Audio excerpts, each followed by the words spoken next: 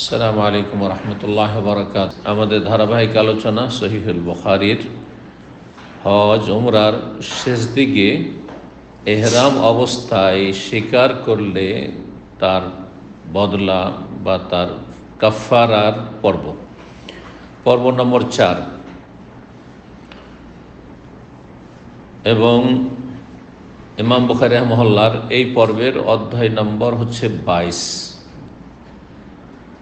বলছেন এতে বাবুল হজ্জে ওয়ান নুজুর আনিল মাইয়িত, এই অধ্যায় হচ্ছে মৃত ব্যক্তির পক্ষ থেকে হজ করা এবং মান্নত পুরা করা। মৃত ব্যক্তি যে মারা গেছে তার হজ ফরজ হয়েছিল, তাহলে তার হজ করা। একটি মাসলা হচ্ছে যে মাইয়েতের পক্ষ থেকে যদি তার উপর হজ ফরজ থাকে তাহলে তা অবশ্যই আদায় করতে হবে তার পরিত্যক্ত ধন থেকে।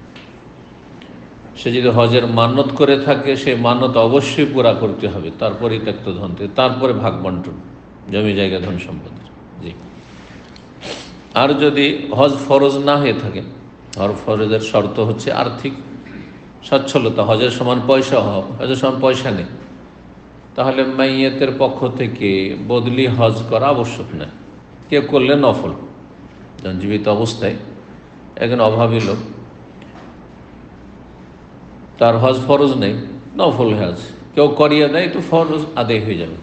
মানে ফ্রিতে অনেক সময় কেউ করে নিল, নিজের পয়সা নেই, ফরজ আদায় হয়ে যাবে।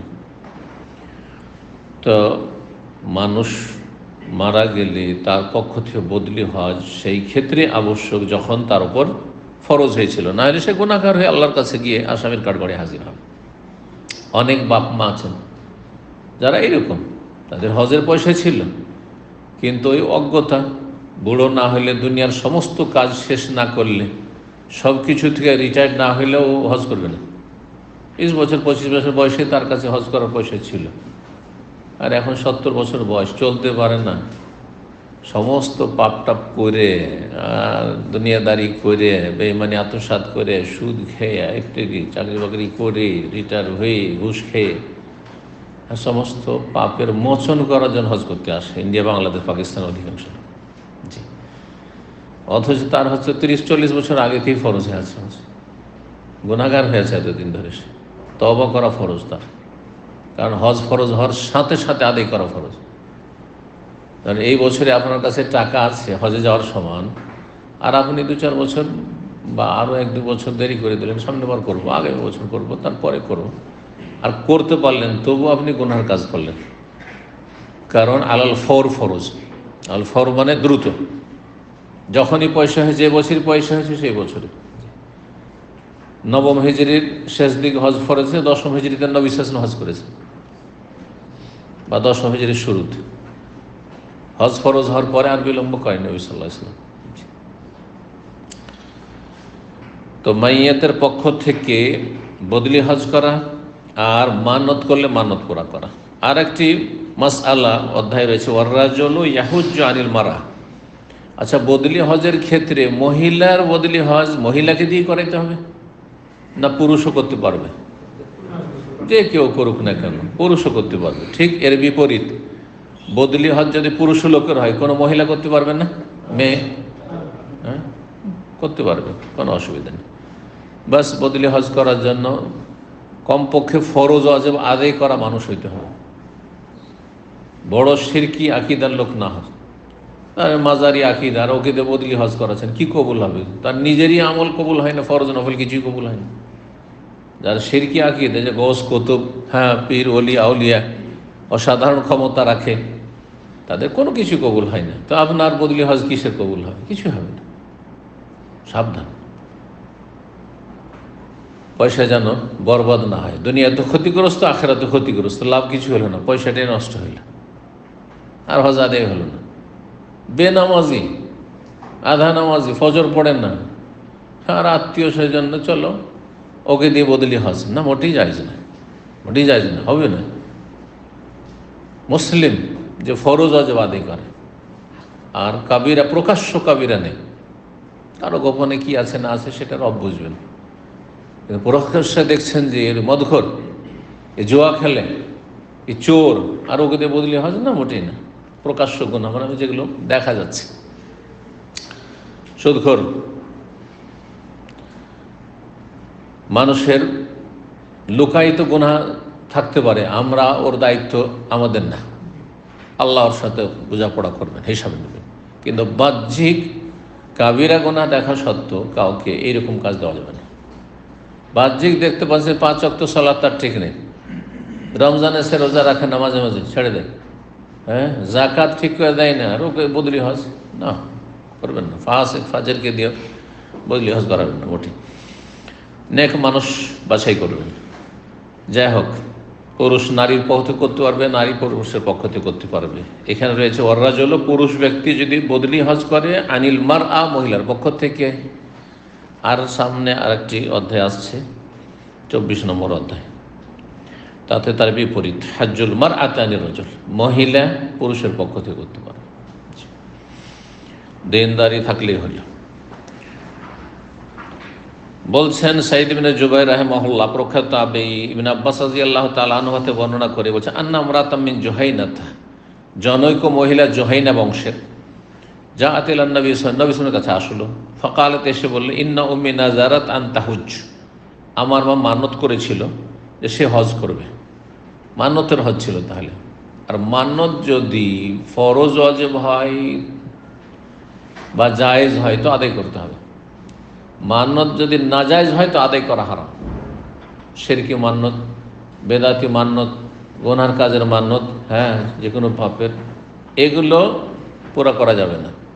অর্থাৎ কেউ যদি মান্নত করে, আল্লাহ আমার ছেলেটা যদি সৌদি আরব চলে যাবার চাকরি হয়ে যায়, বা এবার ফাইনাল পরীক্ষা দিয়েছে, হ্যাঁ, যদি ভালো ফলাফল পাই তাহলে আমি মিলাদ করব, জায়েজ? বলে না, বেদাতি মান্নত এটি। বলছে মাজার একটা খাসি দেবো, কুফরি শিরকি মান্নত এটি, আরো বড়।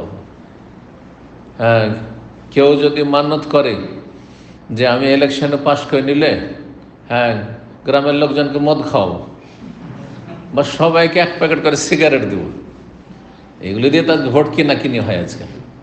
1 কাপ চা খাইয়ে তো ভোট কেনা হচ্ছে আজকাল।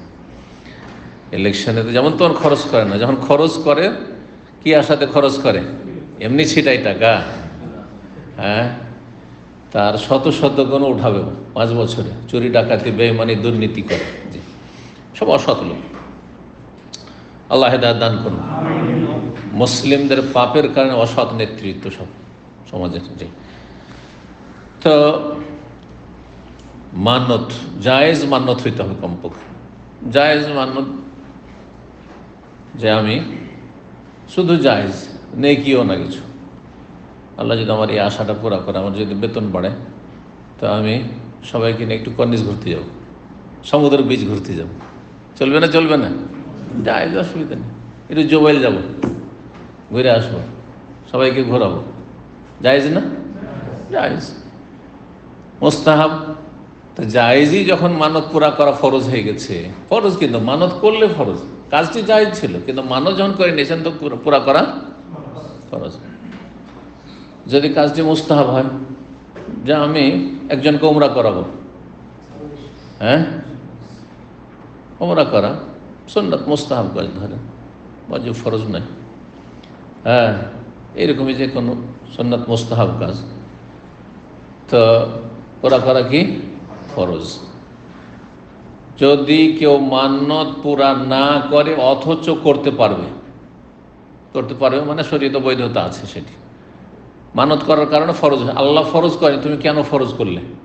মানত কাকে বলে? যে আল্লাহ ফরজ করেনি আপনার ওপর যে 10 জনকে খাওয়াইতে হবে, আমি 10 জনকে মসজিদে খাওয়াবো, হ্যাঁ, আমি 10 জনকে ইসলামী সেন্টারে খাওয়াবো, আমার এটা হইলে আপনি আপনার ফরজ, আপনার খাওয়ানো ফরজ ছিল না, মুস্তাহাব নফল কাজ ছিল, করলে নাকি ছিল, না করলে গুনাহ ছিল না, ঠিক না? আপনি আপনার ফরজ করে বলি ইউফু নজর, মানত পুরা করা ফরজ, জায়েজ কাজে হইলে। কেউ যদি অপারগ হয়ে যায় যে আমি পারছি না, অথবা নিষিদ্ধ হয়ে যে গুনহার কাজে মানত, মিলাদ করব, পাপের মান্নত করেছে, তাহলে তার কসমের কাফারা দিতে হবে, কসমের কাফারা দিয়ে মুক্তি লাভ করতে হবে।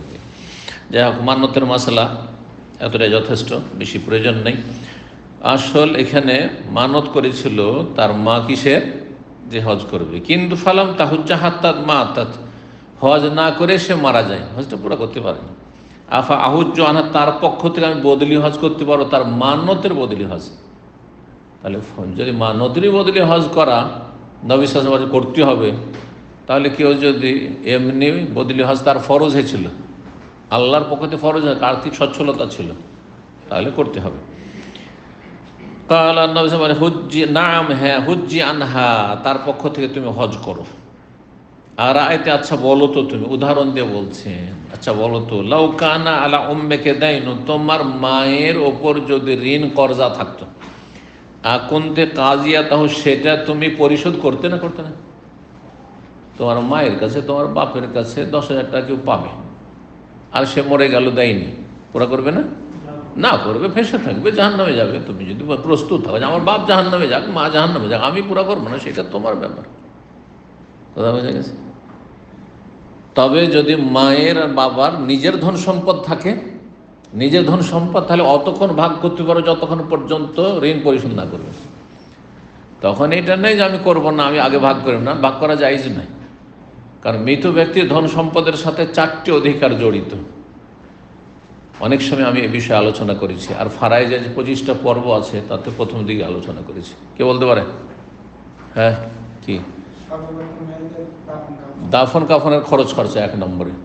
2 নম্বর ঋণ পরিশোধ করা। ওসিয়ত, না ওসিয়ত যদি থাকে তো ওসিয়ত। তারপরে 4 নম্বরে হচ্ছে তখন ভাগযোগ করে, ভাগবন্টন। ঋণ এত টাকা আপনার বাবার ছিল যে ভিটি মাটি বিক্রি হয়ে গেল, বিক্রি হয়ে যাক, আছে কেউ দুনিয়াতে আজকাল? কিসের মুসলমান? তোমার সম্পদ নয় এটা, তোমার বাবার। তোমার বাবা জাহান্নাম থেকে মুক্ত হবে তার বাড়িঘর ভিটে মাটি বিক্রি করে, না হলে এই ঋণের বোঝা নিয়ে মরলে, আর মরে গেছে, তুমি যদি এখানে দখল করে খেয়ে নাও ভাগ করে, বা সেই বাড়িতে বাস করো, তাহলে তোমার বাবা জাহান্নামে চলবে। শহীদ কল্লা মাফ করবেন না, পরের টাকা খেয়ে মরে যাবেন। জি, আল্লাহ হেদায়েত দান করে আজকালকার মুসলমানদেরকে, বড়ই দুর্বলতা ইমানে। তো বলছেন যে তোমার মায়ের ওপর যদি ঋণ থাকতো তো সেটা তুমি পরিশোধ করতে না? অবশ্যই করতাম। তাহলে ইকদুল্লাহ, তাহলে এটা আল্লাহর ঋণ, মানুষের ঋণ পুরা করতে হতো, আল্লাহর ঋণ পুরা করবে না। মান্যত করেছে মানে আল্লাহর হক সাব্যস্ত হয়ে গেছে। ইকদুল্লাহ, আল্লাহর ঋণ পরিশোধ করো। ফাল্লাহু আহাক্কু বিল, হজ করাটা হচ্ছে আল্লাহর ঋণ পরিশোধ করা। হজ ফরজ আছে তার উপর, অথবা মান্যতের হজ ফরজ আছে। কারণ আল্লাহ ঋণ পরিশোধ করার বেশি হক রাখে। আগে আল্লাহর হক আদায় করো। আল্লাহ তা'বুদু ইল্লা ইয়াহু, আগে আল্লাহর ইবাদত, তারপর অবিল ওয়ালিদাইনি ইহসানা, 2 নম্বর পিতামাতার সাথে সদাচরণ। বাপ ডাকছে, মা ডাকছে, আর এইদিকে ফরজ জামাত হচ্ছে, ফরজ নামাজ পড়তে হবে, বা ওয়াক্ত চলে যাচ্ছে। আগে কোনটা? আগে ফরজ নামাজ পড়ছে, ফরজটা পড়ে আসে, কিন্তু সুন্নত না। সুন্নত বাদ দেন, বাপ মা ডাকছে দৌড় দেন। সুন্নত নামাজ পড়ছেন, ওই অবস্থা ডাক দিলে নামাজ ছেড়ে চলে যান, কিন্তু ফরজ অবস্থায় না। বুঝা গেছে না?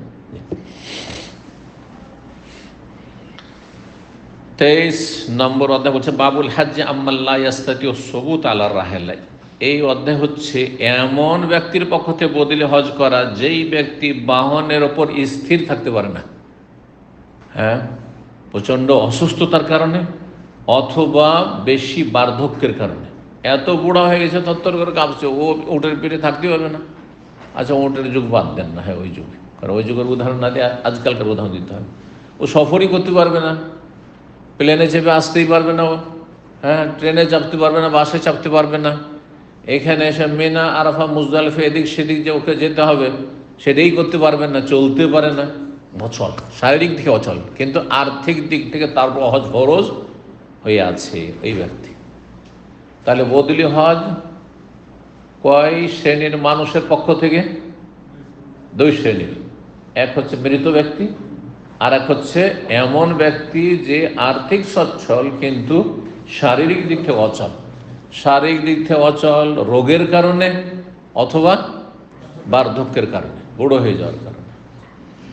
পয়সা হয়েছে কিন্তু বুড়ো হয়ে হয়েছে, অথবা পয়সা আগে হয়ে চলে, যেমন করেনি, আর এখন মনটা চাইছে হজটা করতাম, জান চলে না, আরে চলে না তো, অনেক আগে থেকে ফরজ হয়েছিল তোমার, তওবা করো, তার সাথে তো বদলি হজ করো, বদলি হজ করো। তো যেন মনে থাকে যে বদলি হজ দুই শ্রেণীর মানুষের পক্ষ থেকে, তৃতীয় শ্রেণীর পক্ষ থেকে বদলি হজ নেই। অর্থাৎ অনেক আজকাল বদলি হজ ওমরা করছেন, হজ না হলেও, কারণ হজটাতে একটু বেশি ব্যয়বহুল হয়েছে না, কিন্তু ওমরা করছেন। নতুন বিয়ে করে এসছে অনেকে আমাদের এখানে, নতুন নতুন ছাত্র, পুরাতনরা করবে না কারণ সহিহ মাসলা মাসাইল জানছে। বিয়ে করে এসছে মাত্র, আর কি যে ভালোবাসা স্ত্রীর, এখন ওমরা করতে চলেছে। কার ওমরা? বলছে এটা আমার স্ত্রীর পক্ষ থেকে ওমরা। চলবে? বদলি ওমরা চলবে? যেটা হজের হুকুম সেটা ওমরার হুকুম। বললাম যে দুই শ্রেণীর মানুষ, হয় মরা মানুষ হইতে হবে, আপনার স্ত্রী মরেনি, আর না হলে অচল হইতে হবে শারীরিক। আপনার স্ত্রী অচল নয়, যুবতী, সবল, সুতরাং বদলি ওমরা করলেও হবে না, সেটা আপনার পক্ষ থেকে হয়ে যাবে, অটোমেটিক হবে না। বোঝা গেছে না? এইরকমই ধরেন আপনার আব্বা শারীরিক দিক থেকে সবল, চলতে পারবে, হজ করতে পারবে, কিন্তু ভাবছেন যে কত আর খরচা করে নিয়ে আসবো, ওখান থেকে আসলে অনেক খরচ হবে, এখান থেকে অল্পতে হয়ে যাবে, অল্পতে হয়ে যাবে হজটা, তাই বদলি হজটা করে ফেলি, হবে?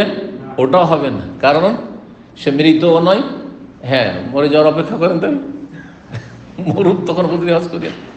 আর না হলে অচল হয়ে যায়, গাড়িতে চড়তে পারে না, প্লেনে চড়তে পারে না, তখন করতে পারবে না। কিন্তু সুস্থ অবস্থায় সংসারের কাজ করতে পারছে, চলাফেরা করছে, আর বদলি হজ করছেন, ওই যে বাবার বদলি হজ করছে, মায়ের বদলি হজ করছে না।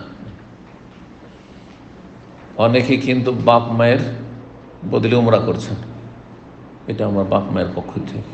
শারীরিক অচল দেখতে হবে, না মৃত, মারা গিয়ে থাকে তো ঠিক আছে, অথবা শারীরিক দিক অচল হয় তারা ঠিক আছে, কিন্তু বলছেন যে টাকা পয়সা তো এত নাই, সেই জন্য বদলি করে দিচ্ছি, নাই, অচল নাই, সুতরাং এই ক্ষেত্রে বদলি নাই। 1853 নম্বর হাদিস বর্ণনা করছেন ফজল বিন আব্বাস রাদিয়াল্লাহু তাআলা আনহু, বলছেন আন্নামরাতান, জনৈক মহিলা। আর 1854-তে যেহেতু সনদ দুটো সেই জন্য, কিন্তু মতন মানে বিষয়বস্তু একই। ফজল বিন আব্বাস রাদিয়াল্লাহু তাআলা আনহু বর্ণনা করছেন, ওখানে ছিল ইমাম বুখারীর ওস্তাদ আবু আসেম, তার ওস্তাদ ইবনে জুরাই, তার ওস্তাদ ইবনে শিহাব। আর এখানে ইমাম বুখারীর ওস্তাদ পরিবর্তন, মুসা বিন ইসমাইল, তার ওস্তাদ আব্দুল আজিজ বিন আবি সালমা, আর তার ওস্তাদ ইবনে শিহাব। তার মানে ওখানে ইবনে শিহাব জোহরি, ইমাম জোহরির ছাত্র আব্দুল মালিক বিন জুরাই, আর এখানে ইবনে শিহাব জোহরির ছাত্র হচ্ছে আব্দুল আজিজ বিন আবি সালমা। তো সনদ দুটো হয়ে গেল। আর ওপরে গিয়ে একই সুলাইমান ইবনে ইয়াসার তাবেঈ, তিনি ইবনে আব্বাস থেকে, আর তিনি ফজল ইবনে আব্বাস থেকে। আর আগের হাদিসে আছে ইবনে আব্বাস ফজল ইবনে আব্বাস থেকে, এক ভাই আর এক ভাই থেকে বর্ণনা করছেন। তো ফজল ইবনে আব্বাস বড় ছিলেন, বড় ভাই, আর ইবনে আব্বাস ছোট। কারণ বিদায় হজের বছর যখন নবী সাল্লাল্লাহু আলাইহি ওয়াসাল্লাম তাকে উটের পিঠে করে নিয়ে আসছিলেন, হাদিসটি এর আগে গেছেন, আসছেও, সামনে আসছে। ফজল বিন আব্বাস তখন যুবক, 18-20 বছরের, একবারে মানে নবযুবক, যাদের নারীদের দিকে স্বাভাবিক একটা নজর যাবেই, নতুন নতুন যুবকদের বিশেষ করে। এটা আল্লাহর ভয় দিয়ে সেটা কন্ট্রোল করতে হবে, আর না হয় তাড়াতাড়ি বিয়ে শাদী করতে হবে। আর সেই সময় ইবনে আব্বাস রাদিয়াল্লাহু তাআলা আনহু, আব্দুল্লাহ বিন আব্বাসের বয়স তখন মাত্র 14। নাহাতুল ইহতিলাম বলছে, আমি সাবালক হতে যাচ্ছিলাম 14 থেকে 15 এর মধ্যে, 14 থেকে 15। বিদায় হজের বছর 14 থেকে 15 হয়, তাহলে মাইমুনা রাদিয়াল্লাহু তাআলা আনহার সাথে যখন বিয়ে হয় 7ম হিজরিতে, বিদায় হজের 3 বছর আগে, 7ম, 8ম, 9ম, 3-4 বছর আগে ধরে, তাহলে তখন বয়স কত ছিল? 11-12 বছর বয়স, 11-12 বছর বয়স। এই জন্য 11-12 বছর বয়সে তিনি বলেছেন আমার খালা বিয়ে হয়েছে, নবী সাল্লাল্লাহু আলাইহি ওয়াসাল্লাম এহেরাম অবস্থায় ছিলেন। কথাটি আসলে তথ্যটি ওনার ভুলেছে, অল্প বয়সের ছিলেন। আর আসল যার ঘটনা মাইমুনা নিজে বলছেন যে নবী সাল্লাল্লাহু হালাল অবস্থায় ছিলেন। তারপরে যিনি ঘটক আবু রাহম, তিনি বলছেন নবী সাল্লাল্লাহু হালাল অবস্থায় ছিলেন। এবার বোঝা গেছে যে কত কম বয়স ছিল ইবনে আব্বাসের সেই সময়। বড় ভাই ফজল বিন আব্বাস, কথা প্রসঙ্গে বললাম বিষয়টি। আগে যেহেতু মশলাটি চলে গেছে। ফাযল ইবনে আব্বাস রাদিয়াল্লাহু তাআলা আনহু বর্ণনা করছেন, জাআত ইমরাতু মিন খাসআম, খাসআম গোত্রের জনৈক মহিলা আসলো আমা হাজ্জাতিল ওয়াদা, বিদায় হজের বছর, নবী সাল্লাল্লাহু আলাইহি ওয়াসাল্লামকে মাসলা জিজ্ঞেস করতে। কালাত ইয়া রাসূলুল্লাহ, এসে বলছে আল্লাহর রাসূল, ইন্না ফারিদাতাল্লাহি আলা ইবাদিহি ফিল হজ্জে আদরাকাতা বিশাইখান কাবীরা, আল্লাহর ফরজ যে বান্দার ওপর হজের বিষয় রয়েছে সেটা আমার আব্বাকে পেয়েছে, কিন্তু বড়ই বৃদ্ধ অবস্থায়, শাইখান কাবীরা, মানে আমার আব্বার হজ ফরজ হয়েছে একবারে বুড়ো বয়সে, বিদায় হজ, এই বছর প্রথম হজ ইসলামের হজ, আর এখন আমার আব্বা শারীরিক দিক থেকে অচল, শারীরিক দিক থেকে অচল। কেমন অচল? বলছে লা ইয়াস্তাউই আলা রাহিলা, সে বাহনে উটের পিঠে ও স্থির বসতেই পারবে না, থাকতে পারবে না, বুঝতে পারবে না, রাজা খেয়ে পড়ে যাবে, অচল। ফাহাল ইয়াকদি আনহু আন আহুজ্জা আনহু, তার পক্ষ থেকে আদায় হবে যদি আমি হজটা করে ফেলি, বদলি হজ? কালা নাম, হ্যাঁ হবে, মেয়ে করবে বাবার পক্ষ থেকে। 24 নম্বর অধ্যায় বলছেন বাবু হজ্জিল মারআতানি রাজুল, এই অধ্যায় হচ্ছে মহিলা যদি বদলি হজ করে পুরুষের পক্ষ থেকে তাও জায়েজ। ওই আগের হাদিসই একটি হাদিস থেকে বিভিন্ন মাসলা মাসাইল প্রমাণিত, এটাও যেমন প্রমাণিত হচ্ছে যে মহিলা বদলি হজ করতে পারে পুরুষের পক্ষ থেকে, ঠিক তেমনি প্রমাণিত হচ্ছে যে বদলি হজ কার, যেই ব্যক্তি বাহনে চলাচল করতে পারে না, চলাচল করতে পারবে না, রাস্তাঘাটে একাই চলতে পারবে না, অচল। 1855 নম্বর হাদিস বর্ণনা করেছেন আব্দুল্লাহ ইবনে আব্বাস রাদিয়াল্লাহু তাআলা আনহু বলছেন, কানাল ফাদলু রাদিফান নবী সাল্লাল্লাহু আলাইহি ওয়াসাল্লামের উটের পেছনে বসেছিলেন, উটের পিঠে ফদল মানে আমার বড় ভাই ফাদল ইবনে আব্বাস। ফাজাত ইমরাতু মিন খাসাম, খাসাম গোত্রের জনৈক মহিলা আসলো মাসলা জিজ্ঞাসা করার জন্য, আর মহিলাও যুবতী ছিল, বড় সুন্দরী ছিল, আর মহিলার চেহারা খোলা ছিল, মহিলার চেহারা খোলা ছিল। ফাজাআল আল ফজল ইয়ানজুর ইলাইহা, তখন ফজল যুবক মানুষ, 18-19 বছরের, তার দিকে তাকাইতে শুরু করেছে, দেখতে শুরু করেছে। আজকাল অধিকাংশ পুরুষদেরকে দেখবেন মার্কেট এরিয়াতে একটু ভালো করে খেয়াল করে, যদি একটা মহিলা যায়, আর বিশেষ চেহারা যদি খোলা থাকবে, মাথা খোলা থাকে, আজকাল তো ফ্রি জান্নাত এখন ওদের, কাফের বেদিন মহিলাদের জান্নাত এখন এখানে, তাই না? তো দুনিয়ার জান্নাত, আখিরাতের জাহান্নাম ইনশাআল্লাহ, জি, এই অবস্থায় চলে গেলে বিনা তওবায়। তো যাই হোক, তারপরে এদিকে যেমন এসে জানতে পেরেছে একটা মহিলা এখান দিয়ে হাঁটছে, দেখতে শুরু করেছে, মহিলা যেতে যেতে যেতে যেতে যেতে যেতে দেখতে আসে, যতদূর পর্যন্ত চোখের আড়ে না হবে দেখতে আসে, বুঝছেন না? এই চোখের ফিতনা, আল্লাহ হেফাজত করুক। আর চোখের ফিতনা তো সোশ্যাল মিডিয়াতে, ইন্টারনেটে, ফেসবুকে তো আছে, আল্লাহ মাফ করুক এবং সংশোধন করার তৌফিক দেন। ভালো মানুষ হতে চান, চোখের গুনাহ থেকে নিজেদেরকে বাঁচাবার চেষ্টা করুন। তো এই মহিলার দিকে ফজল তাকাতে লেগেছে, ওয়াতানজুরি ইলাইহি, মহিলারও তো পুরুষের দিকে আকর্ষণ আছে। আপনি কি মনে করেন শুধু পুরুষদেরই আকর্ষণ মহিলাদের দিকে আছে নাকি? অনেক মহিলাও মনে মনে চায়, উফ এই সুঠাম আর স্মার্ট ছেলেটাকে যদি আমি পেতাম, স্বামী হিসাবে, ভালো মহিলা হলে স্বামী হিসাবে চাইবে, আর যদি ওই খারাপ মেয়ে হয় তাহলে ওলিভ টুগেদার, প্রেমিক হিসাবে চাইবে। বুঝছেন না, যা চলছে পশ্চিমা সভ্যতা, এই কলেজ ইউনিভার্সিটিতে পড়লে প্রেম করতে হবে, প্রেম ছাড়া কলেজ ইউনিভার্সিটি পড়া হয় নাকি? আজকালকার ধ্যান ধারণা, কিন্তু ছেলে হোক আর মেয়ে হোক, কলেজ ইউনিভার্সিটি পরিবেশ এত বিষাক্ত নোংরা হয়ে গেছে যে মনে করে, আজকে বলছি, আমার যৌবনকালে যখন মদিনা ইউনিভার্সিটিতে পড়তাম, তখন আমার কিছু সাথী বন্ধুরা যারা দেশে মাদ্রাসায় পড়ে, তারা ইউনিভার্সিটিতে চলে যায় টার্ন করে, মানে সরকারি ইউনিভার্সিটিগুলোতে MA PhD করার জন্য। তো আজকে থেকে কতদিন আগে, 35 বছর আগে, মদিনায় 35 বছর আগে আমি পড়েছি। তো 35 বছর আগে আমার বন্ধুবান্ধব যারা ইউনিভার্সিটিতে গেছে, দাঁড়িয়ে আছে, নামাজ পড়ে ওরা, ওর ভালো, বলছে এখানে, বলছে ভাই আমাকে মনে করা হয় যে এ কোন যুগের লোক, কারণ আমার কোনো বান্ধবী নেই, সেই জন্য বয়ফ্রেন্ড থাকতে হবে মেয়ে, নাহি গার্লফ্রেন্ড থাকতে হবে। কোনো মেয়ে যদি পর্দানাশী দিনদার হয় আর কোনো তার বয় কিনে ফ্রেন্ড নেই, তাহলে আরে এটা কি আবার, তোর কোনো ফ্রেন্ড নেই। ফ্রেন্ড মানে মেয়ে মেয়ে নয়, মেয়ে পুরুষ। খালাকনাকুম আজওয়াজা, সুন্দর দলিল। হ্যাঁ, হারাম জেনা করে খালাকনাকুম আজওয়াজা, জোড়া জোড়া। আরে হালাল করে আজওয়াজা জোড়া জোড়া হোক। আল্লাহ হেফাজত করে এসব নাপাক পরিবেশ থেকে, এবং ভালো মানুষদেরকে আল্লাহ ভালো জায়গায় ছেলে মেয়েদের লেখাপড়া করাবার তৌফিক দান করে। তো ওই মহিলাও তাকাচ্ছে ফজলে বিন আব্বাসের। ফজলে মানুষ খুব লম্বা মানুষ ছিলেন এবং খুব সুন্দর সুঠাম। জি, তখন নবী সাল্লাল্লাহু আলাইহি সাল্লাম ফাদল বিন আব্বাসের মুখমণ্ডল দিকে ফিরাতে লাগলেন অন্যদিকে, মুখে না বললে দেখবি না, অন্যদিকে দেখ, এদিকে কেন তাকাচ্ছিস তুই? দাদা বোঝা গেছে? জি, চাচা তো ভাই আর যুবক ছেলে। এটা হচ্ছে হাতে নাতে তরবিয়ত করা। তরবিয়ত দুটা, একটা হচ্ছে মৌখিক তরবিয়ত আর একটা হচ্ছে হাতে নাতে তরবিয়ত, প্র্যাকটিক্যাল, বাস্তব তরবিয়ত। বাস্তবটা বেশি ফলপ্রসূ।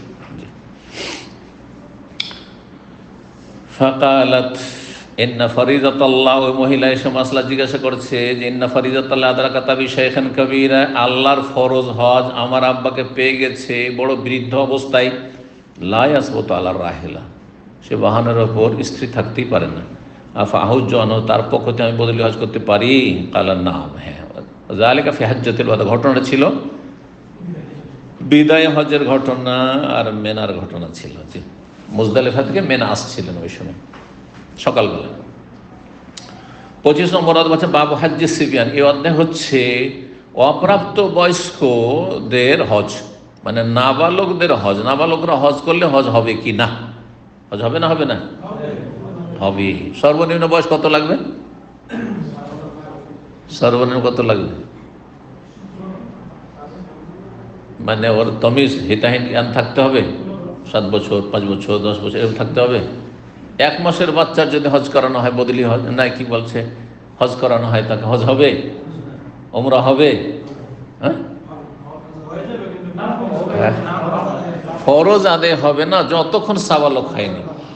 যতক্ষণ সাবালক হওয়ার লক্ষণ দেখা যায়নি ফরজ আদায় হবে না। ধরেন 13 বছর 14 বছর বয়সে হজ করছে, কিন্তু তখন পর্যন্ত তার সাবালকের লক্ষণ হয়, যদিও 13-14 বছরে সাবালক হয়েই যায় বেশিরভাগ। অল্প কিছু ছেলেরা আছে হয়তো 15 বছর লাগে, স্বপ্ন দোষ হয়নি, বগল পশম গজায়নি, নাভির নিচে কিছু গজায়, নাভির নিচে 12-13 বছরে বেশিরভাগ গজিয়ে যায়। হ্যাঁ, মোচের রেখাও হয়নি, এগুলো হচ্ছে লক্ষণ। তাহলে সর্বশেষ 15 বছর। 10 বছর 11 বছর এগুলোতে কোনোটাই হয় না। 10 বছর 11 বছর বাচ্চার কোনোটাই হয় না লক্ষণ, তাই না? এখন 10 বছর বয়সে কোনো বাচ্চা কোনো মেয়ে যদি সাবালিক হওয়ার আগে, মাসিক হওয়ার আগেই বাপ মায়ের সাথে কারোর সাথে কি করেছে, হজ করে নিয়েছে, তার ফরজ হজ আদায় হয়নি, সে নফল হজের নাকি পেয়ে গেছে। যদি সাবালিকা হওয়ার পরে জীবনে কোনোদিন তার কাছে আল্লাহ ঘর পৌঁছার পয়সা হয়, তাহলে তার জীবনের ফরজ হজ আদায় করতে আসতে হবে। কিন্তু যদি 15 বছর বয়সে সাবালক হয়েছিল, যেই বছর সাবালক সেই বছরই করে নিয়েছে। একটা মেয়ের মাসিক 10 বছর বা 11 বছর বয়সে হয়েছে, ওই বছরই মাসিক হওয়ার সাথে সাথে কি করেছে, একটা হজ করে নিয়েছে, তাহলে তার জীবনে ফরজ আদায় হয়েছে। এরপরে নিজের পয়সা হবে, ফরজ নেই, আর নফল, পরে যদি করে নফল হবে। তাহলে হজ শুদ্ধ হওয়ার জন্য কোনো সর্বনিম্ন বয়সের সময়সীমা নেই। 1-2 দিনের বাচ্চাকেও যদি কোলে নিয়ে নিয়ত করে নেই তার মা তার বাবা, হ্যাঁ, আর ইহরামের বিধি নিষেধ তার ক্ষেত্রে মেনে চলে। ছেলের ক্ষেত্রে ধরেন সেলাইবিহীন কাপড় হতে হবে, কিন্তু মেয়েদের ক্ষেত্রে তো অসুবিধা নেই, মেয়ে বাচ্চা থাকলে। আর তারপরে করে তার পক্ষ থেকে নিয়ত করলো, উমরা নিয়ত করলো, হজের নিয়ত করলো, হজের তামাত্তুকরণ করলো, হজ হয়ে গেল, হজের নাকি পাবে। তো নাবালকদের পক্ষ থেকে হজ, বা নাবালকদের পক্ষে বলছে, নাবালকদের হজ, নাবালকরা হজ করলে হজ শুদ্ধ হবে।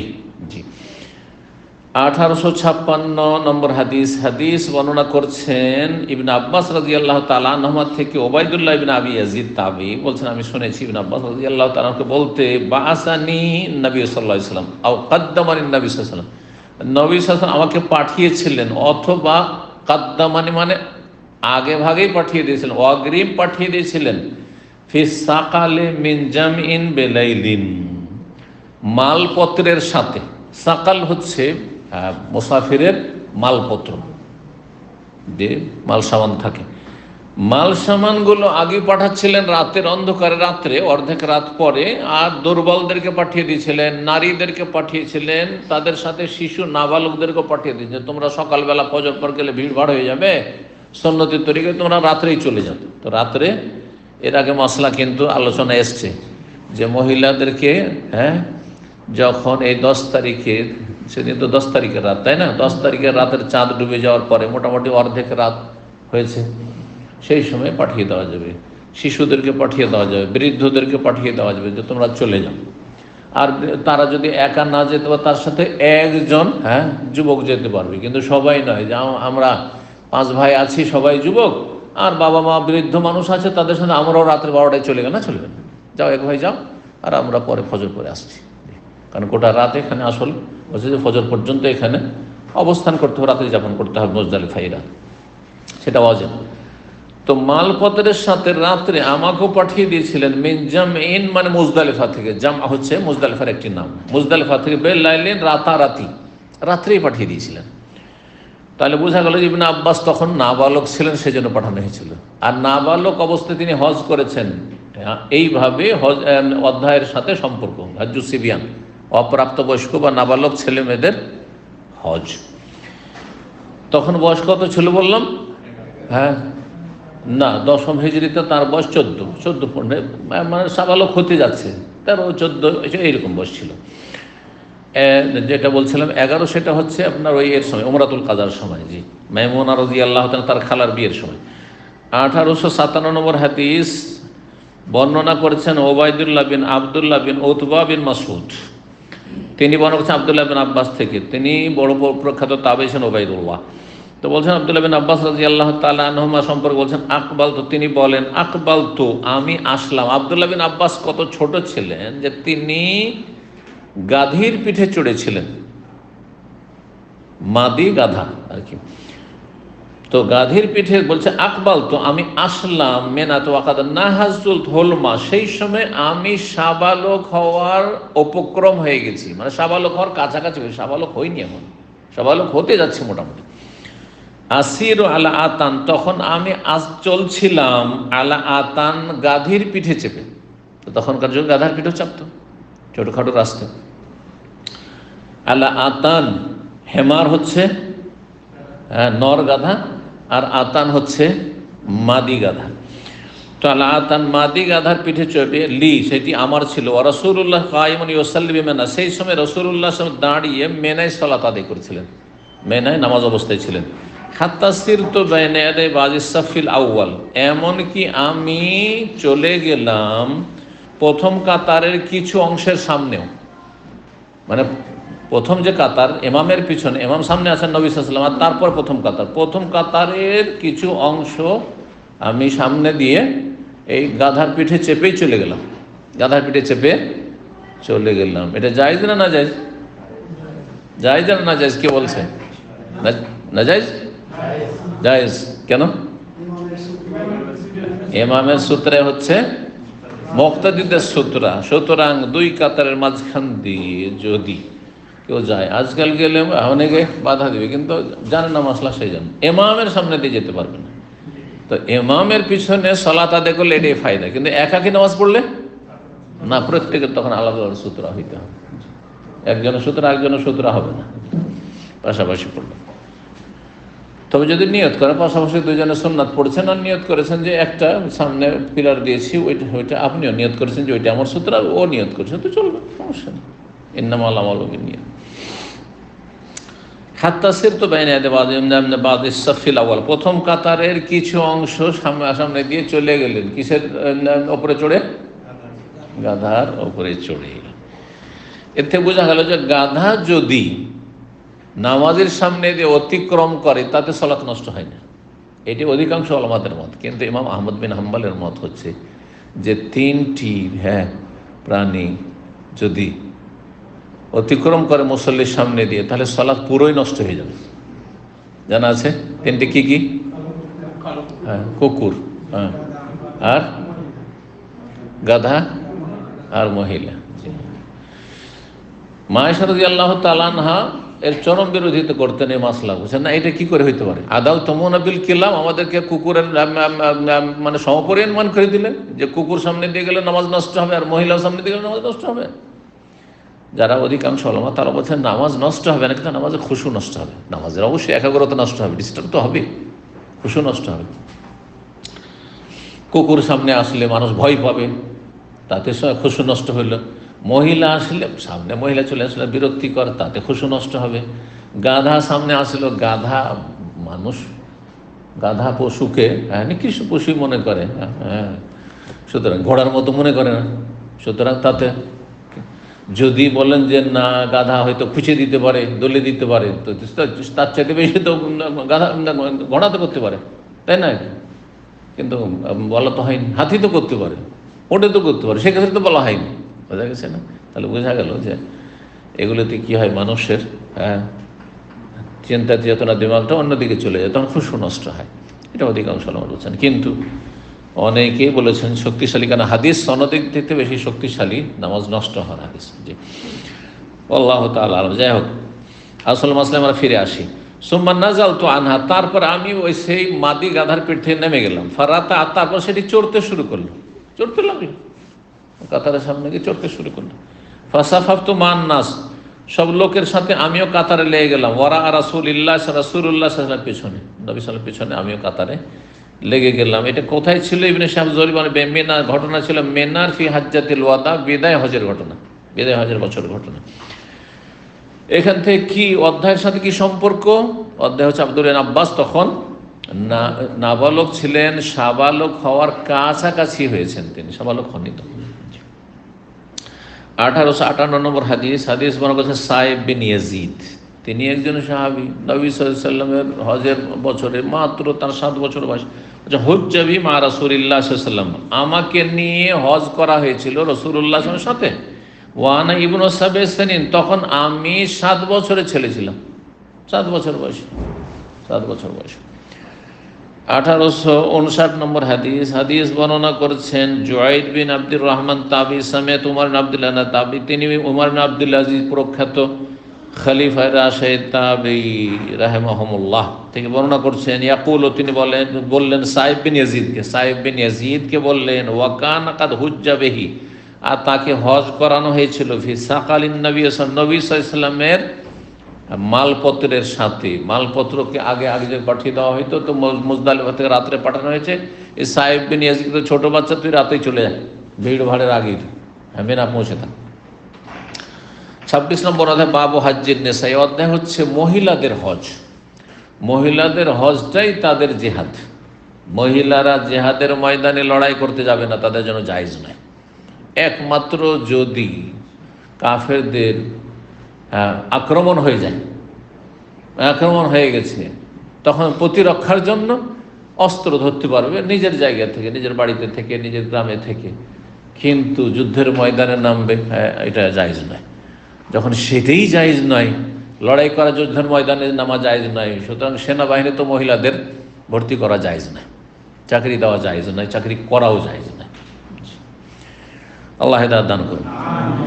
1860 নম্বর হাদিস বর্ণনা করছেন ইব্রাহিম তার পিতা থেকে, আর তার পিতা তার দাদা থেকে। তার দাদা ছিলেন আব্দুর রহমান বিন আউফ, প্রখ্যাত তাবি, আশরাফ অন্যতম। তো বলছেন তিনি আযেনা উমর রাদিয়াল্লাহু আনহু লি আজওয়াজিন নবী সাল্লাল্লাহু আলাইহি ওয়াসাল্লাম ফি আখির হাজ্জাতিন হাজ্জাহা। উমর রাদিয়াল্লাহু তাআলা আনহু যখন খলিফা ছিলেন, কত বছর খেলাফত ছিল তার কে জানে? 10 বছর, 10 বছর কয়েক মাস। 12 বছর ছিল ওসমান রাদিয়াল্লাহু তাআলা খেলাফত। তো ওমর রাদিয়াল্লাহু তাআলা অনুমতি দিলেন নবী সাল্লাল্লাহু আলাইহি ওয়াসাল্লামের সহধর্মিণী উম্মাহাতুল মুমিনিনদেরকে ফি আখির হাজ্জাতিন হাজ্জাহা, সর্বশেষ হজে, যে হজ তিনি করেছিলেন তার জীবনে, অনুমতি দিলেন। তার মানে বোঝা যাচ্ছে যে খলিফার অনুমতি ক্রমে উম্মাহাতুল মুমিনিনরা নবী সাল্লাল্লাহু আলাইহি ওয়াসাল্লামের ইন্তেকালের পর হজ করতেন। ওমর রাদিয়াল্লাহু তাআলা আনহু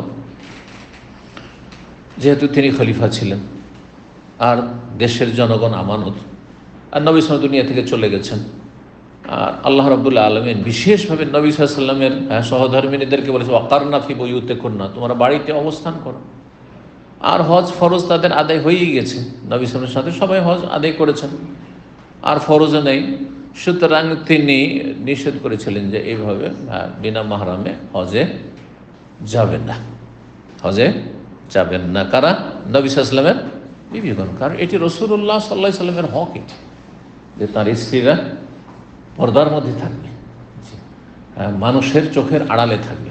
জি, যদিও উম্মতের মা, তারা শ্রদ্ধার দিক থেকে, সম্মানের দিক থেকে হারাম হওয়ার জন্য মায়ের মতো, কিন্তু মায়ের মতো, কিন্তু তারপরেও তো নবী সাল্লাল্লাহু আলাইহি ওয়াসাল্লামের বিবিগণকে শেষ বছরে আল্লাহ তারপরে তার শাহাদাতের ফয়সালা করে রেখেছিলেন। শেষ বছরে অনুমতি দিলেন যে ঠিক আছে, একবার হজ করিয়ে দিই তাদেরকে একবার হজের ব্যবস্থা করিয়ে দিই, যেহেতু নফল হজ ছিল, শেষ বছরের হজ ছিল তার এটি। তো কে নিয়ে যাবেন? তাদের সবার তো আর মাহরাম নেই, হয়তো সবার তো আর মাহরাম নেই, তো কে নিয়ে যাবেন? বাসা মা হন্না উসমান ইবনে আফফান ও আব্দুর রহমান ইবনে আউফ, তাদের সাথে মানে উম্মাহাতুল মুমিনিনদের সাথে পাঠিয়েছিলেন উসমান বিন আফফান রাদিয়াল্লাহু তাআলা আনহু, যে তৃতীয় খলিফা, তাকে নবী সাল্লাল্লাহু আলাইহি ওয়াসাল্লাম দুই মেয়ের জামাই পরপর, আর আব্দুর রহমান বিন আউফকে, যিনি প্রখ্যাত আশরাফ মুবাশশার অন্যতম, তিনিও। এই দুইজন প্রখ্যাত সাহাবায়ে কেরামকে পাঠিয়েছিলেন। একজন এই কাফেলার, নবী সাল্লাল্লাহু আলাইহি ওয়াসাল্লামের বিবিগণের কাফেলার সামনে থাকতেন, আর একজন পেছনে থেকে এইভাবে গোটা রাস্তা তারা নিয়ে গেছেন এবং হজ করিয়েছেন। এই ঘটনা বর্ণনা করলেন। এখান থেকে বোঝা গেল যে মহিলাদের হজ। এখন প্রশ্ন, মহিলাদের হজের ক্ষেত্রে যে আহলে সুন্নাত ওয়াল জামাতের মাসলা, সেটা হচ্ছে বিনা মাহরামে মহিলারা হজ করবে না, জায়েজ না। যদি করে তো গুনাহগার হবে, কারণ মাহরাম ছাড়া হজ ফরজ হয়নি। একজন মহিলার কাছে তার হজের টাকা আছে, তার হজ করার টাকা 5 লাখ টাকা বাংলাদেশ থেকে লাগছে, এই বছর 5 লাখ টাকা আছে, তার খাওয়া দাওয়া সংসার চালিয়ে তো 5 লাখ টাকা আছে, তাহলে তারপর হজ ফরজ হয়েছে, তাই না, আর্থিক দিক থেকে। কিন্তু কোনো মাহরাম পায় না, তার করণীয় কি? মাহরাম খুঁজবে, দেখি আমার বাবা আছে, হজে যাচ্ছে নাকি, না আমার ভাই যাচ্ছে নাকি, স্বামী থাকলে স্বামী, যদি স্বামী না থাকে তার কেউ, ঠিক আছে, এমন কেউ আছে, ছেলে আছে বা কেউ আছে, এক কথায় মাহরাম, বোনের ছেলে আছে, ভাইয়ের ছেলে আছে, যারা মাহরাম যদি না পায়, কোনো মাহরাম পাচ্ছে না, তাহলে একা বিনা মাহরামে হজ উমরায় কোনো মহিলার আসা জায়েজ না, এবং তারপর হজ ফরজ হয়। যদিও টাকা তার কাছে মজুদ আছে হজ করার, কিন্তু মাহরাম যেহেতু পাচ্ছে না, সেই জন্য তারপর হজ ফরজ নেই। কখন হজ ফরজ হবে? তার কাছে দুইজনের হজের পয়সা হয়ে গেছে, কে দেশ সংসার চালিয়ে তার দুইজনের পয়সা হয়ে গেছে, তাহলে নিজের হজের খরচ আর একজন মাহরাম, তার ভাই ভাতিজা যে হোক না কেন, তৈরি করবে যে বাবা তুমি হজ চলো আমার সাথে, মাহরাম হিসেবে চলো, তোমার হজের খরচ দিচ্ছি, যেহেতু তোমরা হজ করতে চাও না, অথবা তোমাদের আর্থিক সচ্ছলতা নেই, আমার হজ ফরজ আছে, আমার কাছে দুইজনের খরচ আছে। এবার বোঝা গেছে, এটা শরীয়তের মাসলা। কিন্তু এখানে ওমর রাদিয়াল্লাহু তাআলা যে অনুমতি দিলেন নবী সাল্লাল্লাহু আলাইহি ওয়াসাল্লাম, তাদের মাহরাম কোথায়? মাহরাম তো ছিল না। ওসমানও মাহরাম নাই, কারণ ওসমান জামাই, কার জামাই? খাদিজা রাদিয়াল্লাহু তাআলা মক্কাতে ইন্তেকাল করেছেন। এইখানে একটা কথা মনে রাখতে হবে, সৎ জামাই, সৎ মা মানে সৎ শাশুড়ি আর কি, সৎ শাশুড়ির মাহরাম সৎ জামাই নয়। কি বুঝলেন? মাসলা বুঝলেন না? বুঝলেন না? ধরেন আপনার শ্বশুরের 2টা স্ত্রী আছে, এক স্ত্রীর মেয়েকে আপনি বিয়ে করেছেন, আর একটা স্ত্রী ছোট শাশুড়ি বা বড় শাশুড়ি, যেটা আপনার শাশুড়ি না, আপনার শাশুড়ি সতীন, আর আপনার শ্বশুরের ওয়াইফ আপনার সৎ শাশুড়ি, সৎ মা যেমন হয়তো সৎ শাশুড়ি, ঠিক না? এই সৎ শাশুড়ির কি আপনি মাহরাম? অর্থাৎ আপনার শ্বশুর মারা গেল, আপনার শাশুড়িকে তো বিয়ে করা হারাম। উম্মাহাতু নিসাইকুম, আল্লাহ তোমাদের স্ত্রীদের মা, কিন্তু সৎ মা তো আর মা না, এটা তো দেশি কথা। শরীয়তে সৎ মা মা না, কোনো মা না, সৎ মা মা নয়। এই জন্য আরব দেশে সৎ মাকে মা বলে না, খালা বলে। ভালো করে শুনুন, আরব দেশে কোনো আরবকে জিজ্ঞাসা করবেন, যদি জানেন যে কোনো আরব আছে তার 2 মা আছে, অথবা এমনি জিজ্ঞাসা করবেন যে তোমাদের দেশের সৎ মাকে, মা বলবে না। সৎ মাকে যদি মা বলে এইখানে আরব দেশে, তাহলে ওর মা যদি জানতে পারে তাহলে ওকে আক করে দেবে। আক করা বুঝেন, মানে যেটা আমাদের দেশে ত্যায্য পুত্র করে। ত্যায্য পুত্র তো নাজায়েজ কাজ, মানে ধন সম্পদে বঞ্চিত করা। কিন্তু তুই আমার ছেলেই না, যা, বহিষ্কৃত তুই। এটা কি করে হইতে পারে? তুই পরের মাকে মা, আমার সতীনকে মা বলবি তুই? কিন্তু আমাদের দেশে সৎ মাকে মা না বললে আপনার বাপ জুলুম চালায়। হ্যাঁ, বাপের কাছে মানুষই না যে আপনি সৎ মাকে মা বলেন, কোনো শরীয়ত না। অনেক মাসাইল আমাদের দেশে জানেন না, যার ফলে যেটা জরুরি নয় সেটাকে জরুরি করে বসে আছেন, আর যেটা জরুরি সেটা আদায় করেন না, অজ্ঞতার কারণে। কি বুঝলেন? আমাদের দেশের মানুষরা মনে করে যে সৎ শাশুড়ি শাশুড়ি, আর ওই রকমই সৎ জামাই জামাই, আর ওইভাবে তার সাথে নির্বিঘ্নে দেখা সাক্ষাৎ করে আর খাবার পরিবেশন করছে। নাজায়েজ কাজ, এটা নন মাহরাম, গায়ের মাহরাম, নাজায়েজ কাজ। পর্দা করা জরুরি। আছে এরকম দিনদার ফ্যামিলি তো বেআমল, এই ক্ষেত্রে আমলের ক্ষেত্রে ত্রুটি। আর যদি সৎ শাশুড়ি পর্দা করে, ও হয়তো দিন বুঝে পর্দা করে, জামাই এত জাহেল মূর্খ আর ফাঁসে যে অভিমান করে বসে আছে, রাগ করে বসে আছে। হ্যাঁ, আমার শাশুড়ি কথা বলে না, আরে তোর শাশুড়ি না, এটা তোর শাশুড়ি সত্যি নেই, কথা বোঝা গেছে? বিয়ে করতে পারবি তুই? শ্বশুর ছেড়ে দেয় অথবা শ্বশুর মারা যায়, তোকে বিয়ে করা যাবে, সৎ শাশুড়িকে বিয়ে করা যাবে, সৎ মাকে বিয়ে করা যাবে। সৎ মা, এখানে মা, বাপ আর শ্বশুরের পার্থক্যটা বুঝলেন ভালো। বাপ কত বড় মর্যাদা, বাপের মর্যাদা। বাপ যদি খালি বিয়ে করে থাকে, কোনো মহিলাকে বিয়ে করেছে, দেখা সাক্ষাৎ হয়নি, ওয়ালা তানকিহু মা নাকাহা আবাউকুম মিনান নিসা, যেসব মহিলাদেরকে তোমাদের বাপ, এমনকি দাদা, এমনকি নানা বিয়ে করেছে, তাকে কোনদিন বিয়ে করতে পারবে না। তাহলে সৎ নানিকে বিয়ে করতে পারবেন না, সৎ দাদিকে বিয়ে করতে পারবেন না, হ্যাঁ, সৎ মাকে বিয়ে করতে পারবেন না, কিন্তু সৎ শাশুড়িকে বিয়ে করতে পারবেন। কত দিন শিখার প্রয়োজন রয়েছে তাহলে চিন্তা করুন। আর কত আমাদের সমাজে অজ্ঞতা রয়েছে, তারপরে মনে করছেন আর কি, নামাজ রোজা তো করছি। মূর্খ সমাজ। এদেশে আসার পর হতো ভাগা ইসলামিক সেন্টার দর্শক, আরে নামাজ রোজা তো করছি, আর শিখবো কি? ওগুলোই তো বলবে, আরে ওগুলোই বলবে জাহেল। আল্লাহ হিদায়াত করুন। মানুষ যদি না জানে আর অনুভূতি থাকে জানি না, তো এটা অনেক ভালো। আর যে জানে না অথচ মনে করে জানি, ওকে বলে জাহেলে মোরাক্কাব, মানে ডবল জাহেল। জাহেলকে আরবিতে দুই ভাগে বিভক্ত করেছে, একটা জাহেলে মুফরাদ আর জাহেলে মোরাক্কাব। মুফরাদ মানে একরাজ মূর্খ, আর মোরাক্কাব মানে ডবল মূর্খ। ডবল মূর্খ জানে না, তারপরে মনে করে আমি জানি। ধরেন কেউ ইলেকট্রিক্যাল কাজ জানে না, বলছে মালুম, হ্যাঁ মালুম, না বলে সে মালুম, জাহেল মোরাক্কাব, ডবল জাহেলি। গাড়ি চালাতে আর ড্রাইভিং জানে না, আর হসপিটালে একটা ভিসা পেয়ে গেছে, আর এই সব পাওয়া যাচ্ছে, ফ্রি ভিসা পাওয়া যাচ্ছে, মালুম আনতা কেউ সুখ সেইয়ারা আল্লাহ মালুম। হ্যাঁ, না, জাহেল মোরাক্কাব। আপনি দিন সম্পর্কে জানেন না আর মনে করছেন যথেষ্ট জানি, আর শেখার দরকার নেই, নামাজ রোজা তো করছি, ডবল জাহেল। আর যার এই অনুভূতি আছে যে আমি সামান্য জানি, বেশি জানি না, অনেক কিছু শেখার আছে, শেখার প্রয়োজন আছে, তাহলে সে অনেক জ্ঞানী, সে অনেক জ্ঞানী, সে হালকা জাহেল।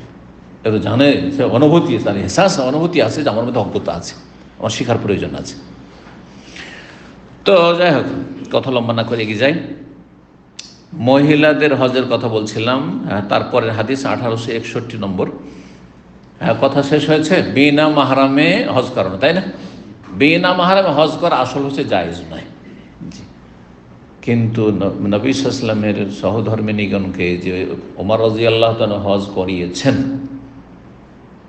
এটা কিভাবে করালেন? তাহলে এই ক্ষেত্রে বলা হয়েছে যে হতে পারে তাদের সাথে আর কোনো মাহরাম ছিল, হতে পারে একটা উত্তর। আর একটা হতে পারে যে মাহরাম ছিল না, কিন্তু ওমর রাদিয়াল্লাহু তাআলার ইজতিহাদ যে রাস্তা তো নিরাপদ, রাস্তা নিরাপদ, তারপরে নির্ভরযোগ্য আস্থাভাজন বিশ্বস্ত মানুষদেরকে দিয়ে পাঠাচ্ছি, সাথে সামনে একজন পেছনে একজন পাহারা দিবে, নিয়ে যাবে দেখাশোনা করে রক্ষণাবেক্ষণের সাথে। বোঝা গেছে না?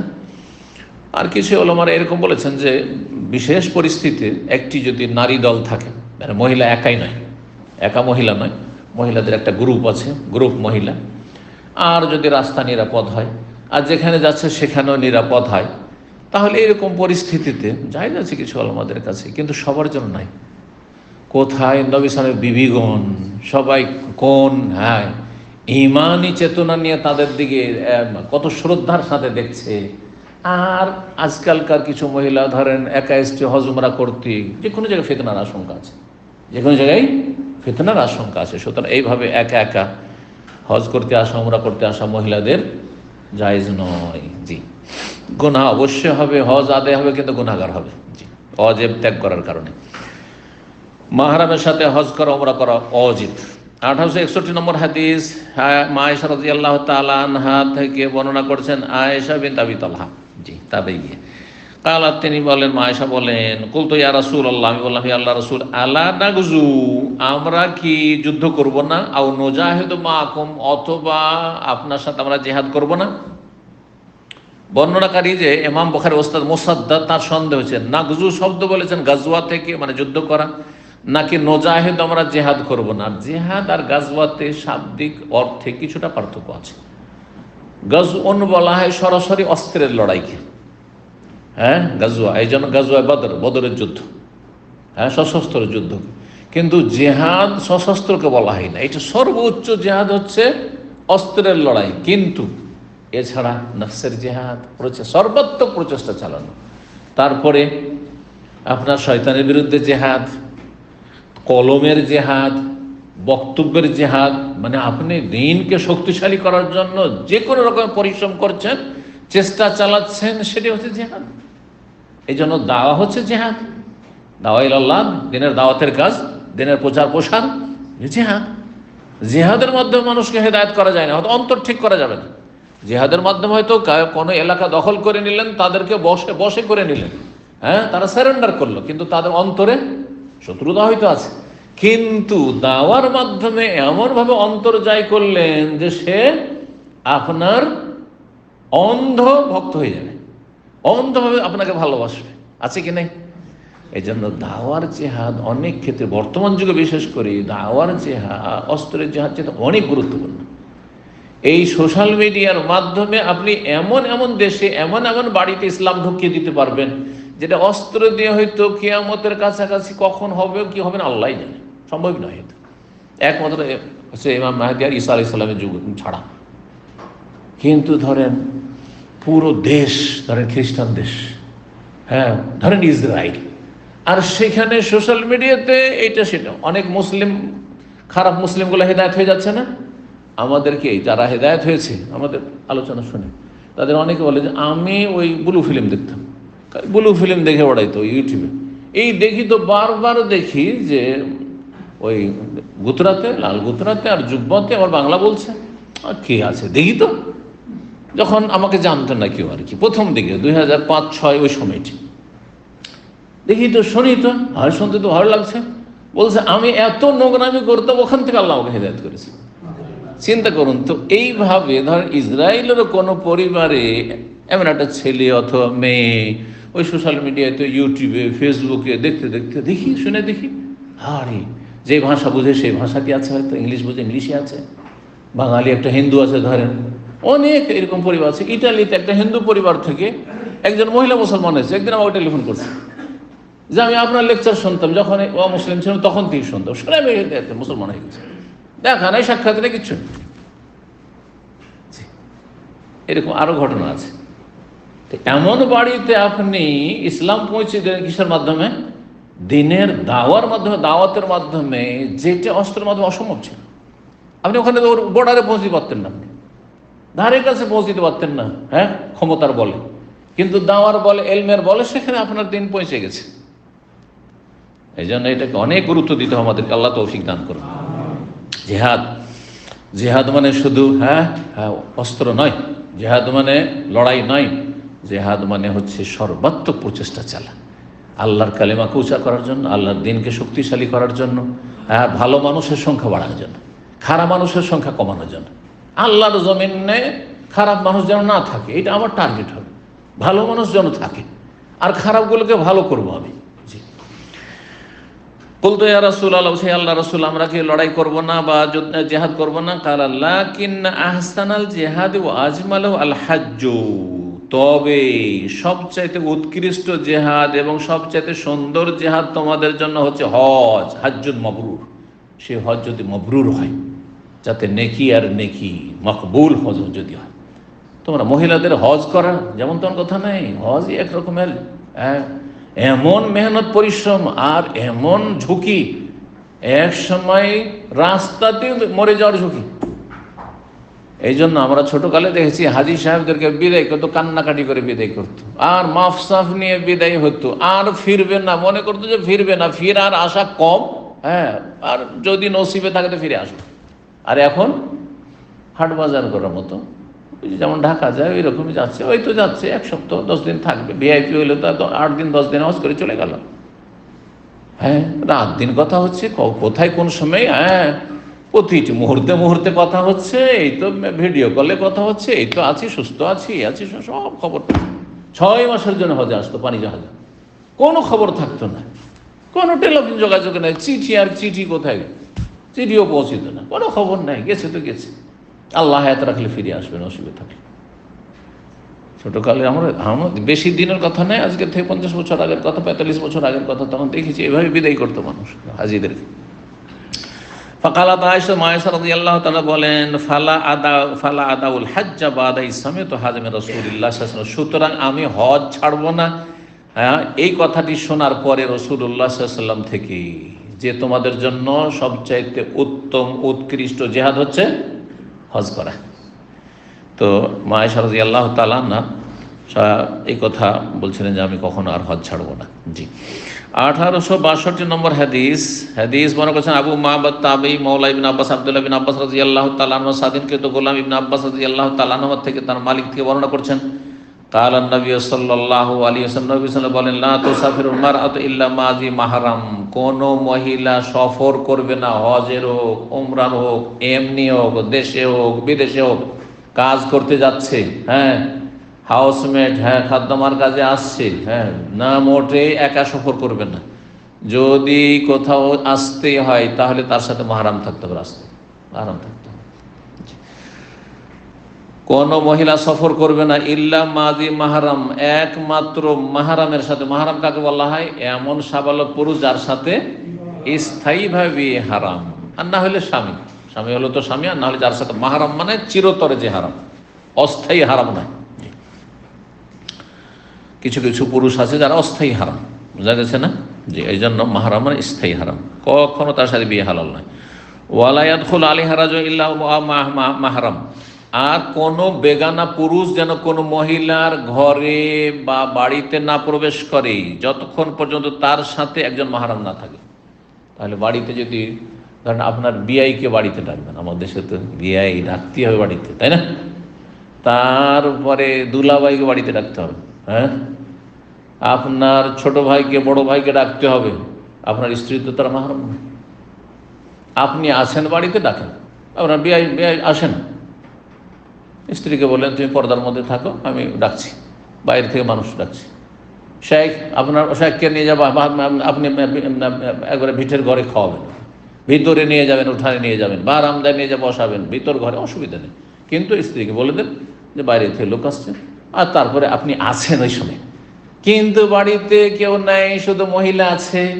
আর একদিন গিয়ে তো অভ্যাস হয়ে গেছে, স্বামীর বন্ধু, আর একদিন একাই চলে গেছে। এইভাবে অধিকাংশ শয়তানগুলো শয়তানি করে, আর দুর্ঘটনা ঘটে এখানে। কিন্তু একবার গিয়েছে ওর হাজব্যান্ডের সাথে, আর তারপরে চেনার পরিচয়, যে সামনে আসো, খাও, আমার বন্ধু। এই শয়তানি কেন সুযোগ পেয়েছে? ওই স্বামী বদ প্রকৃতি, সেই জন্য। কেন স্ত্রীকে বলবে যে তুমি আপ্যায়ন করো, খাও? কেন দোলাভাইয়ের সামনে কেন আসবে? আর বেগানা পুরুষের সামনে কেন আসবে? আর শাইখের সামনে কেন আসবে? জি। আর এসে সামনে আপ্যায়ন করবে? জি। আর আসলে পর্দার সাথে আসবে, হেজাব করে পুরো কথা বলতে হইল। নাহলে পর্দার আড়াল থেকে কথা বলবে, কথা বলা প্রয়োজনে জায়েজ রয়েছে। তো যাই হোক, তারপরে দ্বিতীয় দিনে যেহেতু ওই যে একটা আড় ছিল পুরুষ নারীর, ওইটা কেটে গেছে। আর তারপর অন্য দিনে স্বামী বাড়িতে নেই, খালি বাড়ি পেয়েছে, এসে হাজির হয়ে গেছে স্বামীর বন্ধু, ভাই আসেন আসেন আসেন বসেন আর এক কাপ চা খান, এই তো শুরু হয়ে গেল তখন বড় ফেতনা। আর তারপরে ধন সম্পদ সবই গেল, নারী গেল, গাড়ি গেল, বাড়ি গেল, সব গেল, সব চলে উচ্ছেদ হয়ে গেল। সে বাড়িতে বাস করছে কে? স্বামীর বয়ফ্রেন্ড নিয়ে বাস করছে না, স্ত্রী স্বামীকে তাড়িয়ে দিয়ে হয়তো জায়গাটি স্ত্রীর নামেই ছিল, ওই বাড়িতে বাস করছে, এরকম বহু ঘটনা আছে। আর এইসবগুলি কারণ। কোন বাড়িতে শুধু একজন মহিলা আছে, কোন বেগানা পুরুষ প্রবেশ করবেন না, ইল্লা ও মাহারাম। মাহারাম থাকলে ঠিক আছে, মহিলার ভাই আছে, মহিলার বাপ আছে, মহিলার স্বামী আছে, ঠিক আছে।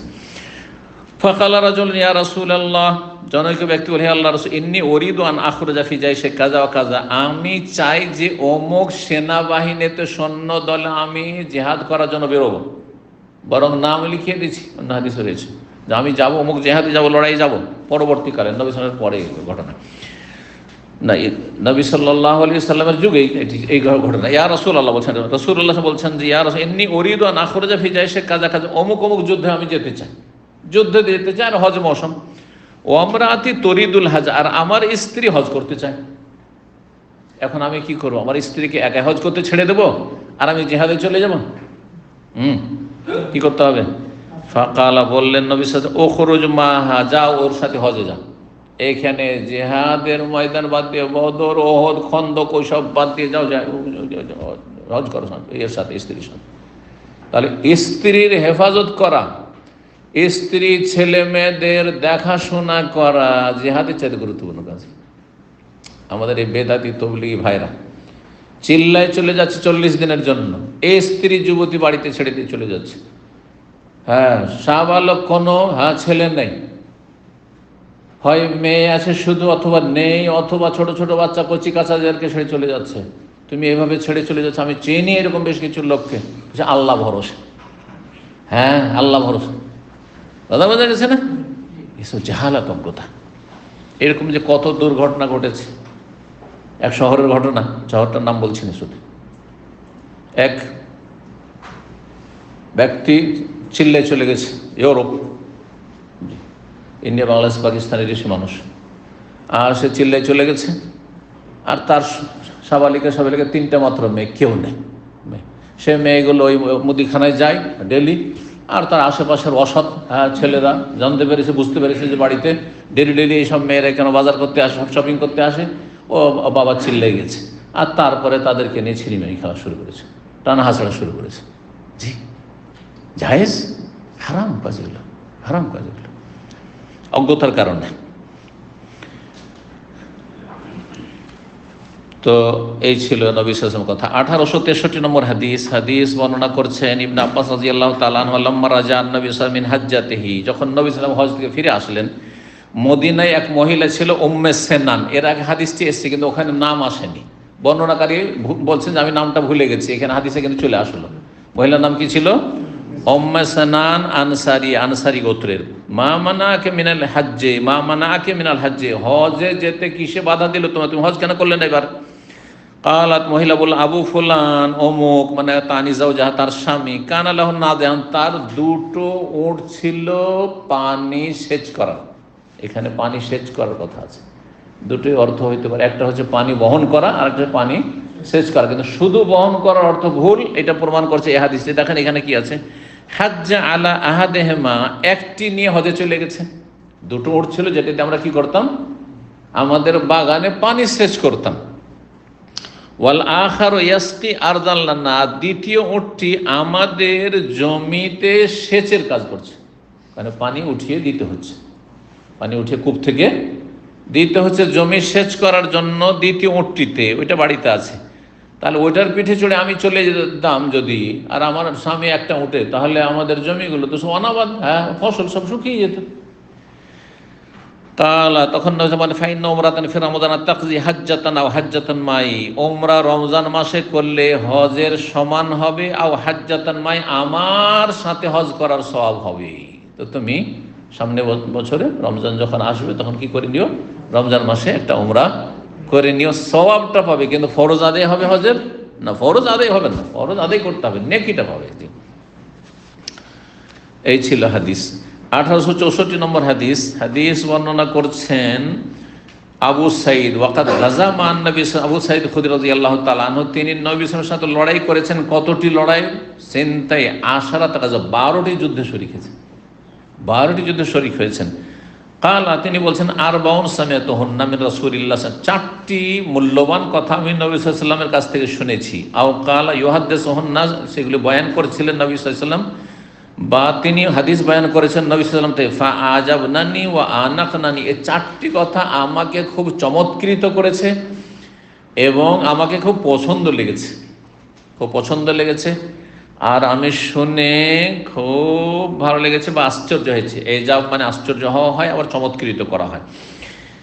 1 নম্বর, আল্লাহ তুসাফিরা ইমরাতুন মাসিরাত ইয়াউমাইন, কোন মহিলা যেন 2 দিনের দূরত্বের সফর না করে, লাইসা মাহা যাওজুহা, তার সাথে স্বামীও নেই, আও যাওজু মুহরাম, আর কোনো মাহরামও নেই। 2 দিনের সফর মানে কিসে? প্লেনে হলে সারা দুনিয়া ঘুরে চলে আসবে। হ্যাঁ, প্লেনে, হ্যাঁ, ট্রেনে, বাসে। সেই যুগে যে চল ছিল, হ্যাঁ, সেই যুগে 2 দিন, তো 2 দিন তো মানুষ 24 ঘন্টা চলে না। দিনে কত চলে? কয়েক ঘন্টা চললো, তারপর রেস্ট করবে, তাই না? মোটামুটি ধরেন 10-20 কিলোমিটার, 30 কিলোমিটার একদিনে। হ্যাঁ, তো সফরের দূরত্ব এখান থেকে একজন মহিলা যদি জোবাইল যেতে হয় 80 কিলোমিটার, 75-80 কিলোমিটার, আবকিক যদি যেতে হয়, আলহাসা যেতে হয়, তো এগুলি হচ্ছে 2 দিনের রাস্তা। কিন্তু এখান থেকে কাতিফ, সাফওয়া একটু দূরে, যদিও তারপরও এত দূর নাই। তারপর এদিকে খোবার, হ্যাঁ, বাহরাইন ব্রিজ, এগুলোর জন্য মাহরাম লাগবে না? মাহরাম লাগবে না, তবে রাস্তা নিরাপদ লাগবে। মাহরাম লাগবে না, রাস্তা নিরাপদ লাগবে। একা যদি রাস্তা নিরাপদ থাকে, একা যাক, নিজে ড্রাইভ করে যাচ্ছে অথবা নিজে হেঁটে যাচ্ছে, সেটা আলাদা কথা, হ্যাঁ। কিন্তু যদি ট্যাক্সিতে যায়, এখানে আলাদা আর একটা মশলা চলে আসবে। ট্যাক্সিতে একজন ড্রাইভার বেগানা, নন মাহরাম, আর একজন মহিলা চেপে আছে, এটা জায়েজ নাই। নির্জনে অনেক উল্টাপাল্টা গল্প হইতে পারে, এখানে প্রেম শুরু হয়ে যেতে পারে। আমাদের সেরকম হয়েছে যে অনেক কলেজের মেয়ে ওই রিক্সা যেতে যেতে ওই রিক্সা চালকের সাথে প্রেম হয়ে গেছে, ওর সাথে উধাও। হ্যাঁ, সুতরাং জায়েজ নেই। রিক্সাতেই যদি এটা হইতে পারে, তাহলে গাড়ির গ্লাস বন্ধ আছে, আর কিভাবে এখান থেকে যাবে? জায়েজ না। ওলামার বলেছেন একবারে শহরের ভিতরে যদি থাকে, শহরের ভিতরে আছে, ফাঁকা কোনো জায়গা নেই, মাঠটাট নেই, আর সবসময় লোকজনের সমাগম আছে, তাহলে কিন্তু এটা অনেক সময় থাকে না। মানে অনেক সময় রাস্তাঘাটে সমাগম নেই, তারপরে গ্লাস বন্ধ আছে, কিছু বোঝা যাচ্ছে না কি গল্প করছে না করছে। জায়েজ না। নির্জনতা, খালওয়াত হারাম, বেগানা পুরুষ, বেগানা মহিলা ফিতনার কারণ। তাহলে এখানে যদি আবার 2 জন মহিলা হয়ে যায়, একাধিক মহিলা, তাহলে তখন ঠিক আছে। 2-3 জন মহিলা পিছনে চেপে আছে, আর একটা ড্রাইভার গাড়ি চালাচ্ছে, তাহলে কোনো অসুবিধা নেই। কতক্ষণ অসুবিধা নেই? সফরের দূরত্ব না হইলে। জি। তো সফর করলে মাহরামের সাথে যেতে হবে, আর আশেপাশে থাকলে মাহরাম লাগবে না। ধরেন বাজার করতে আসছে একজন মহিলা, 2-4 কিলোমিটার দূরে সিকো মার্কেটে বাজার করতে আসছে, মাহরামের কোনো প্রয়োজন নেই, যদি এলাকা নিরাপদ থাকে তাহলে। তো বলছেন একটি কথা এটি হয়ে গেল। আর 2 নম্বর, ওয়ালা সওমা ইয়াউমাইনে, 2 দিন রোজা রাখা যাবে না। আল ফিতর, ঈদুল ফিতর, ঈদুল আজহা, এই 2টো দিনে হারাম। আর তার সাথে আরও 3টি দিন, এই 3 দিনও না, জায়েজ নাই। কিন্তু টোটাল 5টি হইলেও 2টি বেশি শক্ত হারাম, সেই জন্য এখানে 2টির কথা বর্ণনা করা হয়েছে। গোটা বছরে শুধুমাত্র 5 দিন রোজা রাখা না যায়, বাকি গোটা বছর রোজা রাখতে পারে। আইয়ামে তাশরিক 11, 12, 13 এগুলো খাওয়া দাওয়া করেন। ওয়ালা সালাত বাদা সালাতাইন, আর 2 সালাতের পরে কোনো নফল সালাত নেই। বাদাল আসরে, আসর পরে, হাত্তা তাগরুবা শামস, সূর্য ডোবা পর্যন্ত। ও বাদা সুবহে, আর সকালবেলা, হাত্তা তাতুল শামস, সূর্য ওঠা পর্যন্ত। হ্যাঁ, কারণগত নামাজ জায়েজ আছে, কারণগত কাজা নামাজ, জানাজার নামাজ, তাহিয়াতুল মসজিদ ইত্যাদি, কিন্তু এমনি নফল জায়েজ নেই। ওয়ালা তুসাদ্দুর রেহালা, 4 নম্বর কথা হচ্ছে ওয়ালা তুসাদ্দুর রেহালু ইল্লা ইলা সালাসাতে মাসাজিদ, 3টি মসজিদ ছাড়া নেকির আশায় কোথাও বাহন প্রস্তুত করা যাবে না, সওয়ারি প্রস্তুত করা যাবে না। অর্থাৎ আপনি জার্নি করতে পারবেন না নেকির আশায়। যাচ্ছেন আপনি ঢাকা থেকে সিলেট, কিসের জন্য? নেকির আশায়, শাহজালাল মাজারে আরাম। বোঝা গেছে? আচ্ছা, ওইটা বললে বলবে যে শুধু শেখের শুধু আমাদের দেশ নিয়ে কেন হবে? কারণ কিছু লোকের আবার এই রোগ আছে, আর আমাদের দেশ নিয়ে কেন কথা বলে? আমি ইসলাম নিয়ে কথা বলছি, যে ওখানে গেলেও শিরকের আস্থানা, সেই জন্য আমি তোমাদের দেশ টেশ বললাম। চলো সৌদি আরবের উদাহরণ দিচ্ছি। কেউ যদি নেকির আশায় এখান থেকে দাম্মাম থেকে সফর করে রিয়াজ যাচ্ছে, রিয়াজের ওই গ্র্যান্ড মস্কে নামাজ পড়ার জন্য, জায়েজ না জায়েজ? এখানকার মসজিদে যেই নাকি ওখানে ওই নাকি, কেন যাবেন আপনি? না জায়েজ। তবে মক্কা যাচ্ছি, মদিনা যাচ্ছি, বাইতুল মুকাদ্দাস যাচ্ছি, এটা ঠিক আছে। তাহলে কেউ যদি রাজশাহী থেকে নেকির আশায় বাইতুল মোকাররমে নামাজ পড়ার জন্য যায়, নামাজ পড়ার জন্য, শিরিক করার জন্য যায়নি, হ্যাঁ, নামাজ পড়া, তবু বলে যে না জায়েজ না, বেদাত, এটা বেদাতি সফর, কোনো নেকি নেই। আপনি যেখানে আছেন সেখানে থাকেন। হ্যাঁ, আমি এমনি, হ্যাঁ, কি দেখার জন্য যাচ্ছি, হ্যাঁ, ট্যুর করার জন্য যাচ্ছি, বিভিন্ন দৃশ্যগুলি আমি দেখার জন্য, তাহলে জায়েজ আছে, তাহলে জায়েজ করে। কিন্তু নেকির আশায় নাই। তো হয়ে গেল তাহলে তিনটি মসজিদ, কি? মসজিদুল হারাম, মানে মসজিদ নববী আর মসজিদুল আকসা। 27 নম্বর অধ্যায় বলছেন বাবু মান নাজার আল মাসি আল কাবা, কোনো ব্যক্তি যদি কাবা পর্যন্ত পায়ে হেঁটে হজ উমরা যাব মান্নত করে, তো মান্নত পুরা করতে হবে না? পুরা করতে হবে না, পুরা করতে হবে না, যদি কষ্টের কারণ হয়। তবে কাছে হইলে অসুবিধা নেই। মানে কেউ মিস ফালায় বাস করছে বা আজিজে বাস করছে, আমি গাড়িতে চলবো না, হেঁটে হেঁটে আমি করব, কি করবো, উমরা করবো, তো অসুবিধা আছে? অসুবিধা নেই, জায়েজ আছে। যদি হাঁটতে পারো 2-4-5 কিলোমিটার, 10 কিলোমিটার হাঁটতে পারো, তো জায়েজ আছে। কিন্তু দাম্মাম থেকে তোমার কাছে আমি মান্নত করেছি আল্লাহর কাছে, আমি একটা উমরা করবো পায়ে হেঁটে বা সাইকেলে চেপে, যেমন আজকাল কিছু, হ্যাঁ, ভাইরাল হওয়ার জন্য কিছু দুনিয়াদার লোকদের এই সব কর্মকাণ্ড, যেগুলো জায়েজ না, এগুলো উদ্দেশ্য হচ্ছে, হ্যাঁ, দুনিয়াদারি, ভাইরাল হওয়া, তারা জায়েজ নয়। মান্নত যদি করে আর মান্নত তো পুরা করতে পারছে না, কারণ হাঁটা কষ্ট করে এখান থেকে দাম্মাম থেকে হেঁটে যাবে মক্কা, তাহলে তাকে কি করতে হবে? বাহনে চড়তে হবে। ওলামারা বলছেন যে কাফারা দিতে হবে, কারণ সে মান্নত আর মান্নত পুরা করলো না, তাহলে কসমের কাফারা তো জানে আছে, তাই না? কসমের কাফারা দিতে হবে। 1865 নম্বর হাদিস আনাস রাদিয়াল্লাহু তাআলা বর্ণনা করছেন, বলছেন আন্নান নবী সাল্লাল্লাহু আলাইহি ওয়াসাল্লাম একজন বৃদ্ধ ব্যক্তিকে দেখলেন, ইউহাদ বাইনা ইবনিহি, দুই ছেলের গায়ে ভর করে হেঁটে হেঁটে যাচ্ছে। কোথায়? হজে যাচ্ছে, হজের ময়দানে সে হাঁটছে, এরকম দুই। ফাকাল মা বালু হাজা, এর কি হয়েছে? এইরকম দুই ছেলের গায়ে ভর করে হেঁটে হেঁটে যাচ্ছে। কালো নাজারা এমশিয়া, সে মান্নত করেছে আল্লাহর ঘর যাবে হজ করতে বা উমরা করতে পায়ে হেঁটে। কালা নবী সাল্লাল্লাহু আলাইহি ওয়াসাল্লাম বলেন ইন্নাল্লাহ আন তাজিবে হাজা নাফসাহু লাগানিয়ুন, আল্লাহ এই ব্যক্তিকে শাস্তি দেওয়ার প্রয়োজন মনে করেন না। আল্লাহ কি বা প্রয়োজন হয়েছে যে ইবাদত করবে, তো তুমি শাস্তি ভোগ করো, তারপর ইবাদত করে হেঁটে হেঁটে? আল্লাহ কষ্ট দিতে চান না, এটা কোনো লাভ নেই। আমারাহ আইয়ার কাব, তাকে নির্দেশ দিলেন যে তুমি বাহনের পিঠে চাপো। বাহন আছে, ওট আছে, এমন না যে বাহন নেই, পয়সা আছে, যাও গাড়িতে চাপো। তবে যদি অন্যরকম হয়, মেনা আরাফা মুজদালেফা, পায়ে হেঁটে গেলে মেনা আপনি 40 মিনিটের মধ্যে চলে যাবেন হারাম থেকে, বা আপনি তফ করতে আসবেন 40 মিনিটের মধ্যে চলে আসবেন। কিন্তু আমি কয়েকবার ভেসেছি, শরীর চলে না তখন, অগতির গতি, তো বাসে বসতে হবে, বাসে বসেছি মেনা, রাত্রে 5 ঘন্টা বাসে বসে, 5 কিলোমিটার 5 ঘন্টা বসে থেকে, আর তারপরে মেনার ভিতরে ঢুকাইলেন, কোথাও ওই পাহাড়ের উপর কোন দিকে নামিয়ে দিল, আবার 2-3 কিলোমিটার হেঁটে আসতে হলো শেষে।